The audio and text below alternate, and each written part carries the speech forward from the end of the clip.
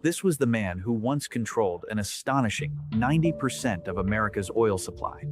When the government, determined to dismantle his colossal empire, finally shattered it, a remarkable paradox occurred.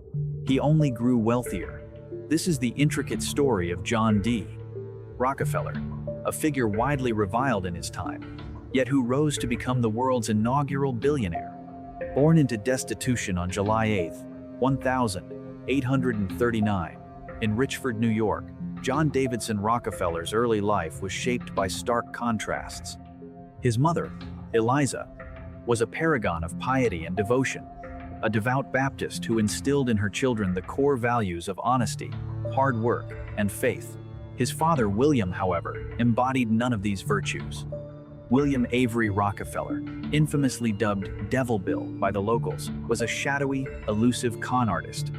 He adopted the guise of a traveling salesman, a convenient facade to conceal a far darker, more predatory existence.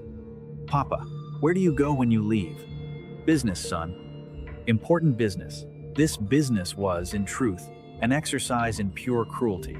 Bill shamelessly peddled colored water as miraculous cancer cures to the terminally ill. He would even feign deafness and muteness to beg, merely to eavesdrop on farmers' private conversations, gathering secrets he later exploited to swindle them. His avarice wasn't just for their money, he relished watching them lose everything they had. His own family was not exempt from his manipulative tactics. "I cheat my boys every chance I get. I want to make them sharp." One chilling day, Devil Bill placed young John on a high chair. "Jump, son, I'll catch you." The boy, trusting, leapt, but his father deliberately stepped back. John crashed hard onto the floorboards. Remember, never trust anyone completely, not even me. This brutal lesson became John's foundational education. Trust was a weakness. The world, an unforgiving battlefield where one was either predator or prey. By 1849, Devil Bill had pushed his cynical philosophy to its darkest extreme. Accused of sexual assault and facing intensifying scrutiny, he absconded to Canada, vanishing entirely. He adopted the new identity of Dr. William Levston, married a second woman while still legally bound to Eliza, and maintained this elaborate double life for 5 decades. He abandoned his family, leaving them utterly penniless, a betrayal John would carry with him forever. At just 16 years old, John became the unexpected patriarch of the household. He was quiet, intensely focused, and utterly captivated by the one thing he found unfailingly honest: numbers. He enrolled in a concise 3-month bookkeeping course, a decision that quickly led to a job as an assistant bookkeeper, earning a meager 50 cents a day. His meticulousness bordered on the neurotic. Every single penny he earned or spent was fastidiously recorded in a small red book he affectionately named Ledger A. Through sheer austerity, he had saved $800 by age 20. But to truly enter the realm of serious business, he needed more. He then did something that likely gnawed at his very core. He asked his father for money. True to form, Devil Bill agreed to a $1,000 loan, but with a harsh 10% interest rate and a warning that he might demand repayment at any moment. "Just to keep you sharp." John, remarkably, did not argue. He took the money and forged a partnership with an older, more established man named Morris Clark. Their initial venture was in produce merchandising, safely trading in beans, pork, and oats, a stable and predictable business.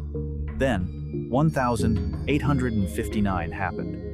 The Pennsylvania oil strike erupted, drenching the world in black gold and transforming Cleveland into the burgeoning epicenter of oil refining. "John, this oil business is chaos. It's a gamble. People will always need to eat. So, let's stick with what we got."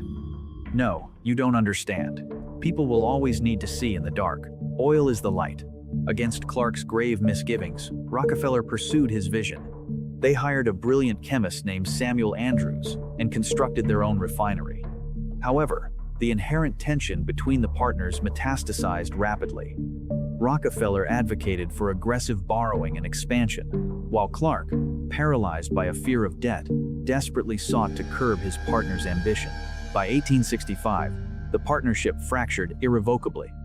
Unable to reconcile their conflicting visions for the future, they agreed to dissolve the company through a private auction, with the refinery going to the highest bidder. It was a tense showdown.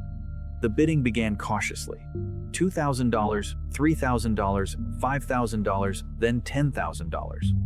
Clark's face paled, unable to fathom a 5-year-old, possessing the audacity or the capital to push higher. He decided to end it. $50,000. John, walk away. A palpable silence descended upon the room. Clark, already reaching for his coat, was certain of his victory. $72,500. Clark's smirk vanished. He understood then that John would bid until he was utterly ruined or dead. He threw up his hands in defeat. I'm done. The business is yours. John D. Rockefeller had won. He shook Clark's hand, exited the room, and later declared, "That was the day that determined my career." Now the undisputed master, John renamed the company Rockefeller and Andrews. He immediately applied his Ledger A mindset to the notoriously chaotic oil industry. At the time, refining was incredibly inefficient. Most refiners extracted only kerosene for lamps, callously discarding valuable byproducts like gasoline, naphtha, and tar directly into rivers. Rockefeller, however, gazed at those polluted waters and saw profit draining away. If we can't burn it, we sell it. Alongside his partner Andrews, Rockefeller systematically eliminated waste. Andrews ingeniously devised methods to transform the refinery sludge into valuable lubricating oil and paraffin wax. Rockefeller didn't stop there. He acquired his own forests to source timber for barrels, and even built his own kilns to dry the wood. By meticulously cutting out every middleman, he could sell his oil cheaper than anyone else, all while maintaining substantial profits. By the age of 30, the former bookkeeper had achieved a remarkable feat. He owned the largest refinery in Cleveland, which was rapidly becoming the oil capital of the world. Most men would have halted there, content to savor their immense fortune. But Rockefeller looked beyond his personal success. As he surveyed the smoky Cleveland skyline, he saw a fragmented industry rife with hundreds of small, inefficient refineries fiercely competing for meager scraps. To Rockefeller, these were not respected rivals. They were an intolerable mess, anathema to efficiency, actively undermining the industry's potential. I will take these broken pieces and forge them into one, and I will be the one. On January 10, 1870, John D. Rockefeller, together with a select group of associates, formally incorporated the Standard Oil Company. He was meticulously constructing a monolithic machine designed to systematically absorb every competitor in its path. To achieve this, he didn't focus on the oil wells themselves. Instead, he strategically targeted the very arteries of the nation, the railroads. The railroads were locked in a brutal death spiral, ruthlessly slashing rates to snatch business from one another. Rockefeller, sensing an opportunity, walked into the opulent offices of the railroad kings with a compelling proposition. Gentlemen, I can guarantee you 60 carloads of oil every single day. Rain or shine. 60? That's more than the rest of the valley combined. Exactly. And in exchange, I want a secret partnership. This secret alliance was the South Improvement Company, SIC, a deceptive shell company orchestrated to function as a cartel between the largest refiners and the railroads. It was built upon three ruthless pillars. First, the rebate. Rockefeller secured massive discounts on every barrel he shipped. Second, the spy network. The railroads provided him with detailed reports on his rivals' operations, their shipping routes, customer lists, and pricing strategies. And finally, the kill shot, the drawback. Every time a competitor shipped a barrel of oil, the railroad diverted a portion of their payment directly to Rockefeller. It was a brilliant, utterly legal, and devastating scheme. He would invite a competitor to his office on the 6th floor of 26 Broadway, New York.com as a deacon and present a simple, stark proposal. You see the rates, friend. I am being paid for every barrel you ship.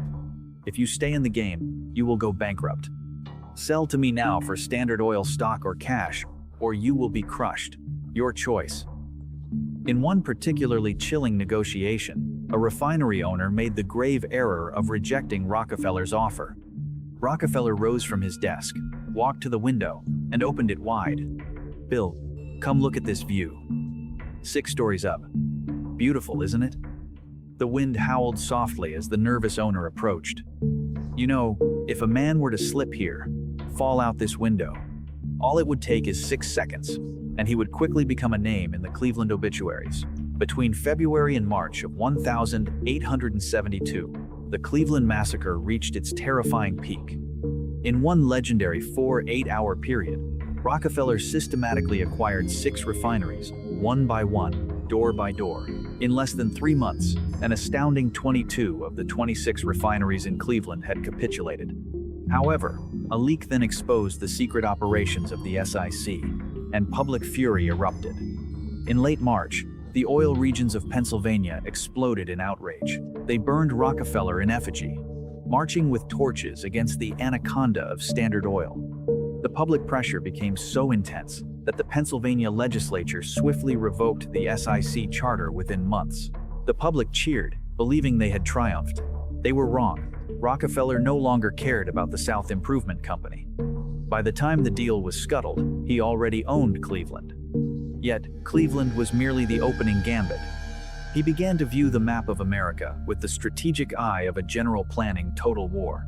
What he conceived next would become the enduring blueprint for every monopoly in history: advanced vertical integration. If a rival in another state dared to refuse his offer to sell, he would systematically cut off their vital supplies. He acquired the companies that manufactured the white oak barrels. He purchased the vast warehouses for storage. He even bought the chemical plants that produced the essential acids for refining. Suddenly, his competitors found that even if they could refine oil, they couldn't find a barrel to store it in or the necessary chemicals to treat it. But one formidable obstacle remained: the independent pipeline. In a desperate, last-ditch effort to survive, Pennsylvania oilmen embarked on an ambitious project, building a massive 110-mile pipeline to pump oil directly to the coast, thereby bypassing Rockefeller's railroad stranglehold. It was an audacious feat of engineering, designed to break Standard Oil's back. Rockefeller's response was scorched earth. He strategically bought narrow strips of land across the pipeline's intended path, initiating trespassing lawsuits to halt construction. When legal maneuvers proved insufficient, his teams engaged in pipe wars, sabotaging lines and bribing local officials to revoke permits. By the time the pipeline was finally completed, the independent companies were financially exhausted and utterly bankrupt.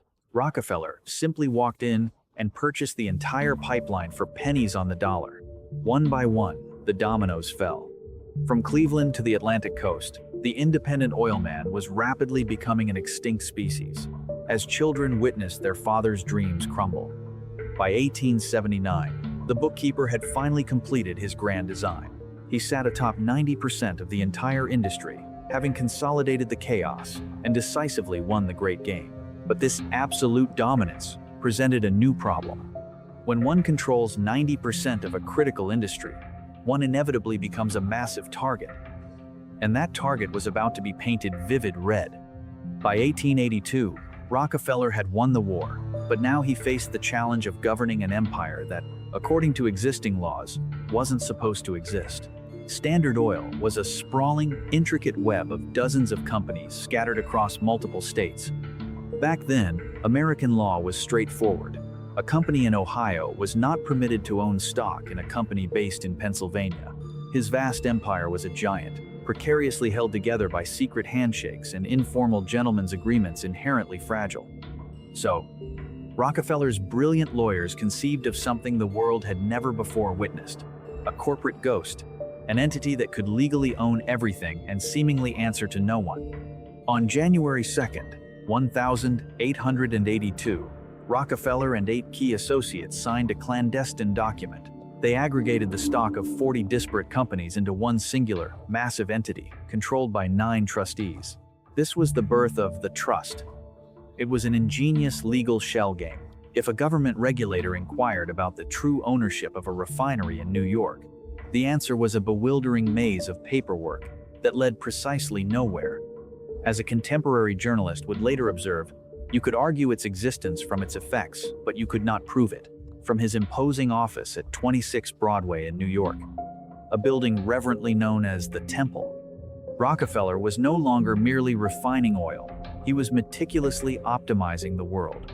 He applied his Ledger A obsession to a truly global scale, famously fixated on the last drop. He once reportedly ordered a factory to use precisely 39 drops of solder to seal a kerosene tin, arguing that 40 was wasteful, while 38 would leak. That single, meticulous drop, multiplied across millions of tins, saved a fortune.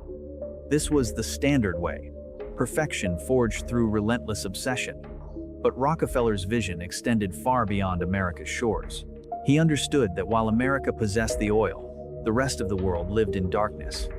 He flooded the markets of Asia with his iconic blue 5-gallon tins. In China, he went so far as to give away millions of small kerosene lamps for free. The strategy was simple. If you give a man a lamp, you own his nights. To keep that vital light burning, the recipient would have to purchase Rockefeller's oil for the rest of his life. The results were astounding. He dramatically drove down the price of kerosene from 30 cents a gallon to just 8 cents. For the first time in human history, the impoverished masses could afford to stay awake after sunset. By the 1890s, the former bookkeeper's wealth surpassed $900 million, an amount equivalent to roughly 1/5% of the entire American economy. But as his empire scaled new heights, only the numbers continued to grow. The man himself began to wither, success slowly consuming him from within. Rockefeller developed alopecia. His hair fell out in clumps, along with his eyebrows and even his eyelashes. He became a spectral, hairless figure, eventually resorting to wearing a rotating collection of wigs of varying lengths to simulate natural hair growth. His diet was reduced to crackers and milk, his digestion ravaged by shattered nerves.